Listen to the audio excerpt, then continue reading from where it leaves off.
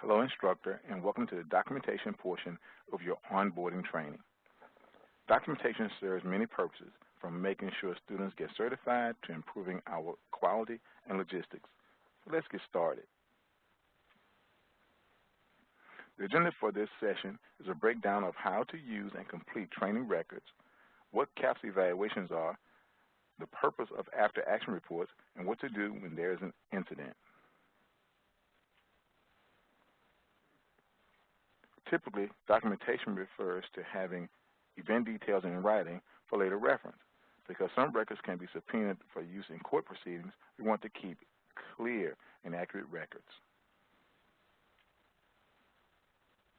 Training records are examples of legal documents that contain both students' contact information and grades.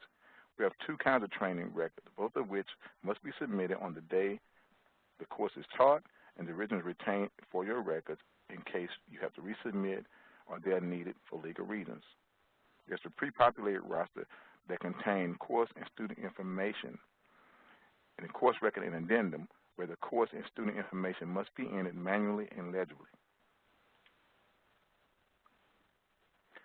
Classes that are pre-scheduled and entered into the learning management system will have a roster available for your admin to send to you. These rosters are generally for community classes, which are courses that are open to the public through our online course catalog. On rare occasions, we may have a full service class with a roster, but this is only if it's blended learning course. Since blended learning, the students have to pre-register to access the online pre-course modules. Here's an example of the course roster. Notice the roster has student information pre-populated, and there are spaces for you to enter completion grades and your signature at the bottom. If a student is missing, like their address or phone number, the student can simply write the information on the roster.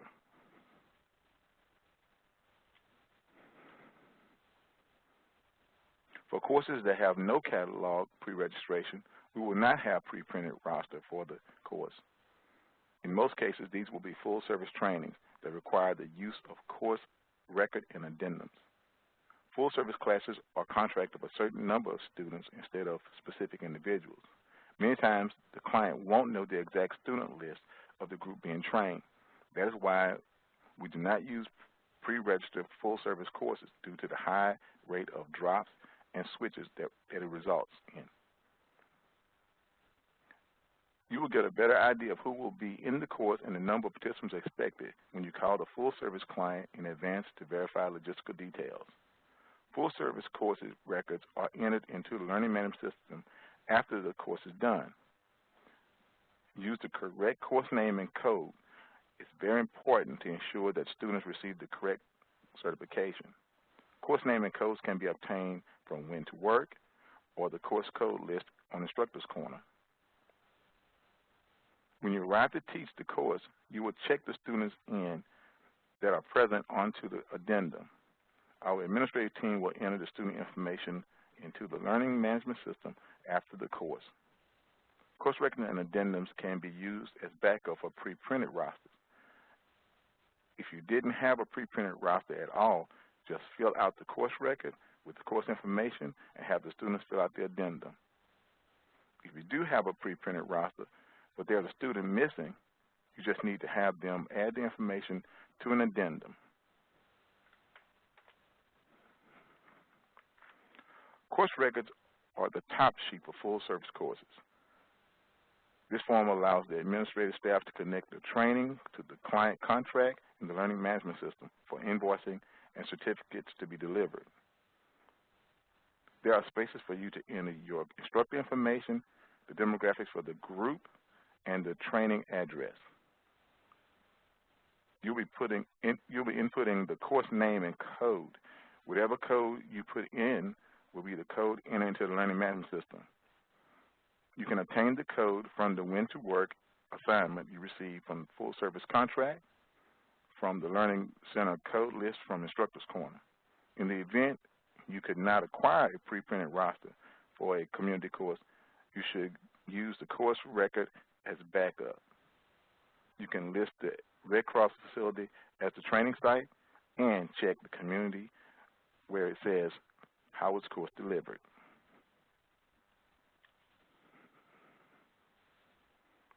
The course addendum is a student list that contains each individual's unique and specific contact information, especially the email addresses. So this is how we issue digital certifications. These addendums are used for community courses to capture the information of a student who shows up that is not on the pre-printed roster. The addendum can be attached upon submission.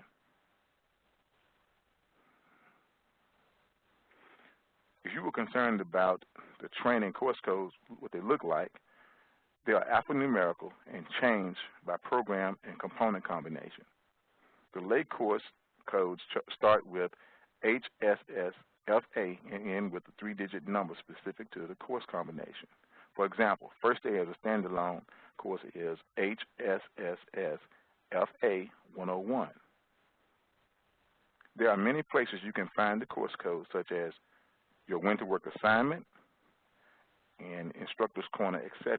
However, it is best practice to keep a printed copy of the Learning Center codes from your Instructor Corner handy so you won't have to dig for it.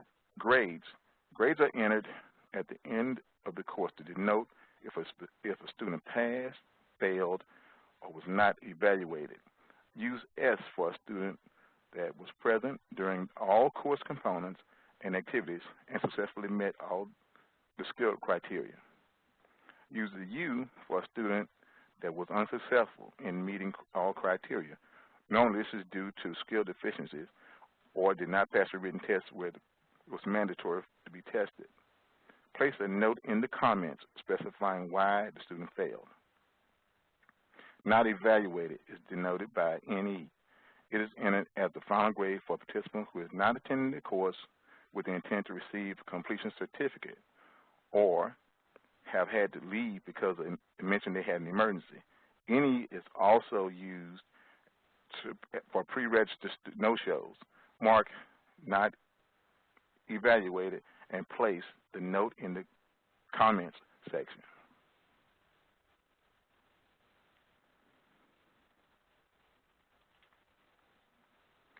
Here are some examples of comments you can enter when you issue a grade of fail or not evaluated. Student was late, no-show, physical limitation like could not do compressions, did not meet criteria. For example, they did not do the end of course scenario correctly, or maybe they didn't show up for parts of the class, did not participate in activities.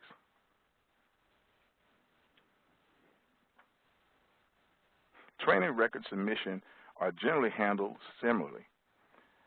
Community course rosters must first be called into the Training Support Center to activate the digital student certifications before they are submitted electronically.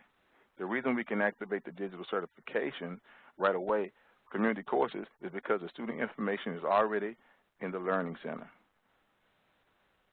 For a full service course,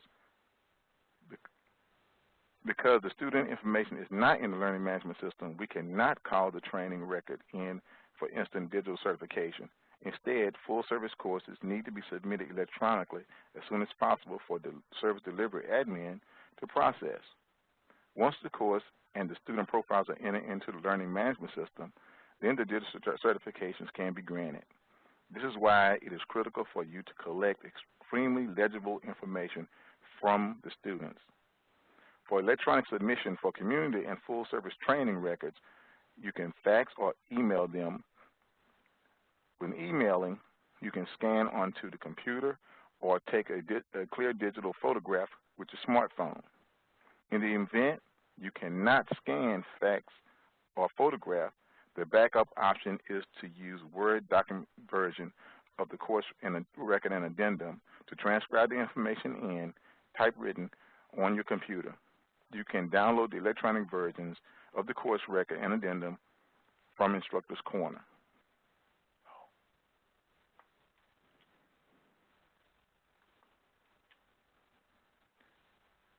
Training record submission.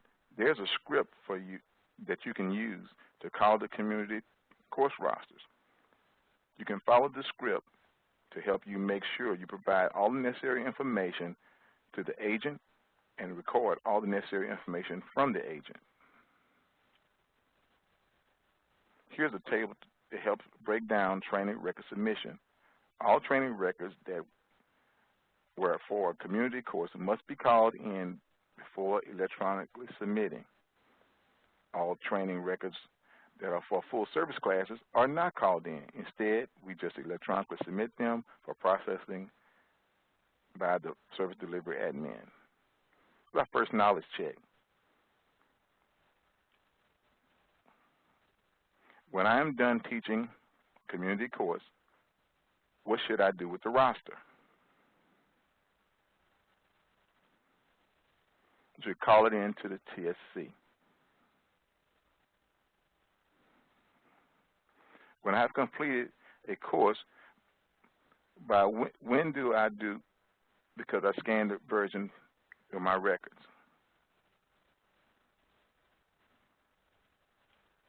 By the end of the same day, the course was taught.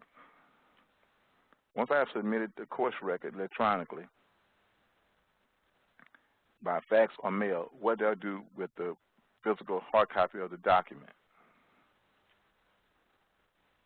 I keep them at home with me for my records.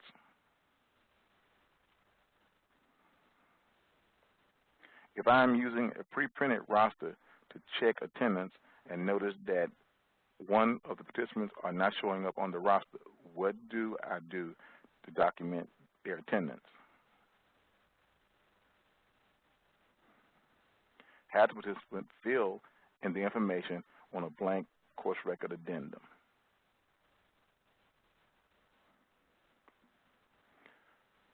Course evaluation form.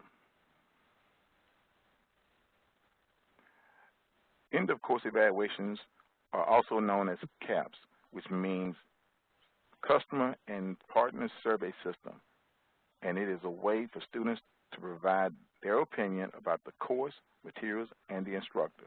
These evaluations are program specific, so make sure to look at the title of the evaluation form to ensure that you are using the correct one, either lay, responder, professional rescuer, or babysitting. The evaluation is a type of course handout because each student gets one just as they receive other course handouts. Of course, at the end of the course, they need to be collected and submitted for data entry. These evaluation forms are submitted via snail mail within 24 hours of course ending. This is what the course evaluation form looks like for the lay responder course. The full title will say First Aid and CPR Training for Lay Responders.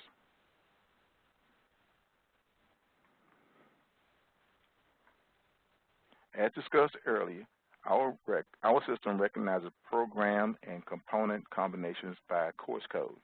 The evaluations will ask for course code. If you are teaching a stacked class where different students are there for different parts of the course, you would need different course codes to enter into the evaluation. A best practice is to write the course title and codes on a board, newsprint, so that the students can easily write down their respective code on the evaluation for combination courses they actually took. Additionally, the evaluation will ask for a division code. These division codes are for large terrains. For example, the southeast region of the United States is designated by 05. The best practice is to have the division code written in already before making copies of your evaluation forms, since they will be the same where you're teaching in different areas.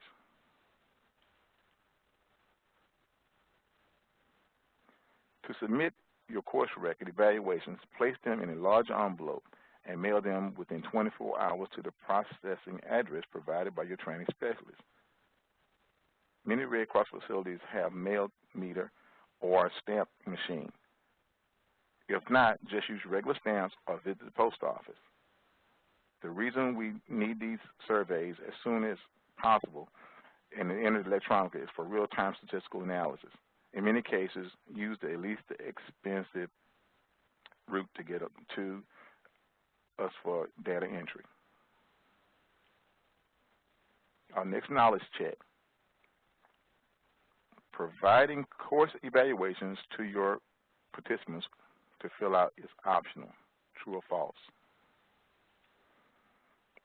The answer is false. In order to provide the highest quality of training available, after-action reports allow the instructor to document what went well and what didn't go well during class. You'll be able to document if the admin team gave you bad information, like the wrong address or wrong equipment, or even if you had a difficult student.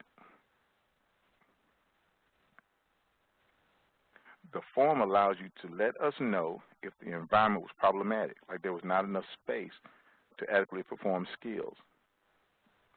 Also, you will have to report honestly if you finished the class on time, the time you arrived, and the time you left.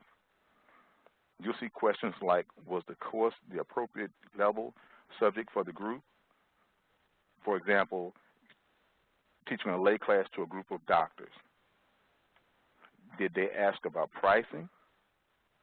We want to know this because we make sure that we are providing statistical analysis of what really went well and what it takes to help you do your job well.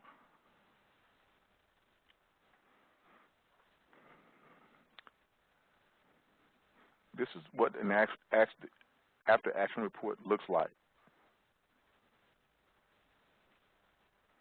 Incident reports. Incident reports should be extremely rare in usage. However, I do want to talk about them because whenever we make and have classes with the public, there are chances for incidents and liability.